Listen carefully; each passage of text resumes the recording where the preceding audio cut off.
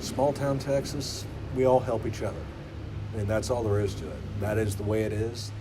It's the way it was, and the way it shall always be, pretty much. And I know it sounds cliche, but I guess it's just kind of a unique place. What the biggest thing I noticed was how different everyone in the community was. There was every kind of walk of life that you could think of in the community, and everybody got along. Everyone greets you with a smile. They don't care who you are, what you look like.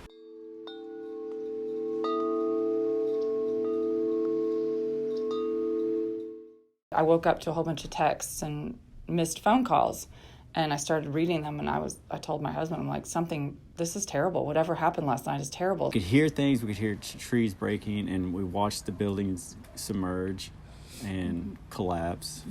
Hearing the calls across radio from the sheriff's office dispatch saying there are people reporting houses floating down the river with people screaming for help and not being able to do anything about it. There were actually 2 flooding events in 2015, one in May 23rd, 24th, that crested 44 feet. This isn't unusual in Central Texas. This place isn't called Flash Flood Alley all along I-35 from San Antonio through Austin for no reason. It happens. It happens every year. The problem with it was that it was a surge kind of flood. So a lot of the debris backed up on the Fisher Store Bridge, which backed up the water. And when the bridge gave, the water essentially just rushed through. Kind of like a tide coming in really fast Yes. is what we felt. Like it would come and then it would kind of go back and then it would come further. We're walking out there and, okay, ankle deep, yeah, whatever. Mid-shin, okay. Knee, okay, this isn't right. And finally we had to stop because it was up to our chest. That's when the realization kind of sunk in, this is not our standard everyday flood. There were just people like that all over town who were out trying to help right away. Just hearing the swishing of power lines rolling back and forth, and transformers started exploding. At night, it's this brilliant green glow in the distance, followed by an electrical sound and then an explosion. And knowing that all it takes is one to drop and we're all dead. The moment I first saw the river and saw no trees, or whatever trees I did see, they were completely on their side, I lost it. I bawled, to be honest. How in the world? I hardly even believed that could have happened. And those of us who went through it could hardly believe it happened too. It was the most eerie feeling because it was the most beautiful day. And to know that it happened so quick. And it was really just more like the only thing you could do is just kind of start picking up pieces. And we had cabins that were basically just a big rummage pile. And we were going in and picking up unbroken plates, unbroken bowls, just anything that was somewhat salvageable. It was like a third world country or something. I mean, it was something like I'd never imagined seeing in Wimberley. And just knowing that was just a little fragment of what was affected was heartbreaking. It was definitely heartbreaking.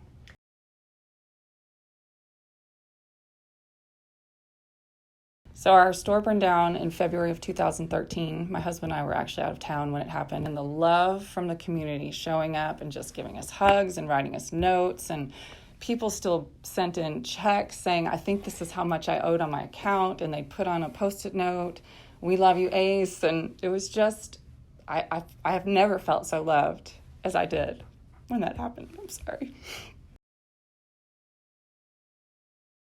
But then when the floods happened, we could house people who were preparing food. We could house first responders that needed a place to park, and all of these things that we wouldn't have been able to do before the fire. So all those things coming together, to me, are what made it possible for us to do what we did in 2015.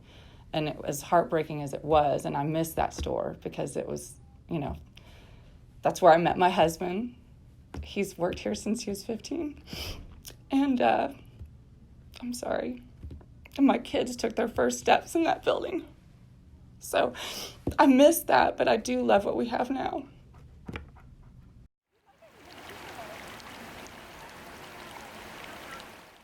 Well, I don't know of another community that has the cohesiveness of Wimberley. When something happens, people really do turn out to help. It was really, in those first 24 hours, I was blown away by this community. That very first day, I had probably 10 different people stop by to see what they could give us, what they could bring us. But people, contractors who shop here all the time, started showing up saying, I have a bobcat, I have chainsaws, tell me where I can go. What I saw that was different in Wimberley was that it was families, high schoolers, college kids, elderly folks, just your average people just coming to help. Anyone that moves here and lives here feels a piece of ownership. You've swam in the river or the creek, or you've walked the hills, or you've grown to love every bit of it. And so when the town was hurting, you felt the hurt, whether it was yours or not. You know, this too shall pass. I could replace whatever I needed to replace. A lot of stuff that you have, you find out you don't really need. I really just think that there's such a willingness to help here, to be a good neighbor, to rise above, differences and kind of come together as one. I didn't care what someone believed for, who they worshiped or any of those things or who they voted for. To me, it was just, you need help and I'm going to help you. And that's how everybody was. Everybody just wanted our town back. Climate change, we're seeing a lot more chaotic weather, and that is going to mean more floods and more intense droughts. And so by taking action, even at this small local level, will help. The more people that do it, the better, because we're all going to suffer the same consequences.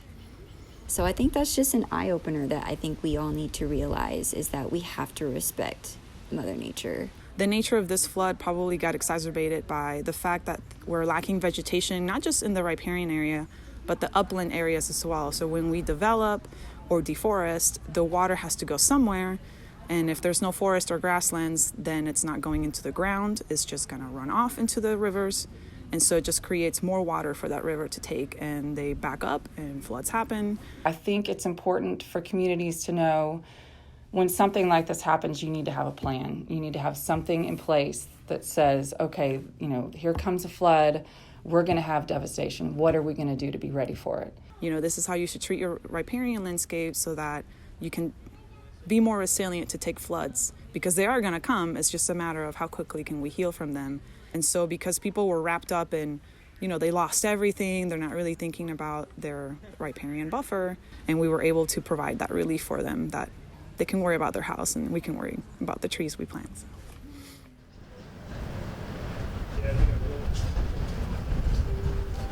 There were lives lost and families broken apart, and that always needs to be remembered. But also that something amazing can come from something so terrible. It's the real heart of people, is that they're going to come to your aid regardless, because that's what people do. And I think that's an important message that my kids learned, and that our family learned, and that all the employees at the store learned, was watching people come together who never would have normally come together. And they put all their differences aside and went to help each other. Wimberley Strong. Wimberley Strong. Wimberley Strong. Wimberley Strong. Wimberley Strong means to me that we are resilient, that we love each other, and that we're always here for each other. That's what it means to me. And we'll always rise above. Whether it's from the ashes or if it's above the waters, we're always going to rise above. A sense of togetherness. We're all one. We help each other, and that's all there is to it. Things happen, we deal with it, we move on, and we rebuild. The people in this town are strong and resilient, and that makes a huge difference in a little town like this.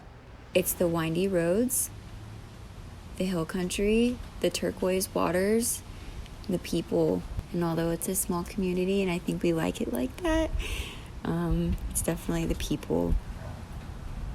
Kind of like family.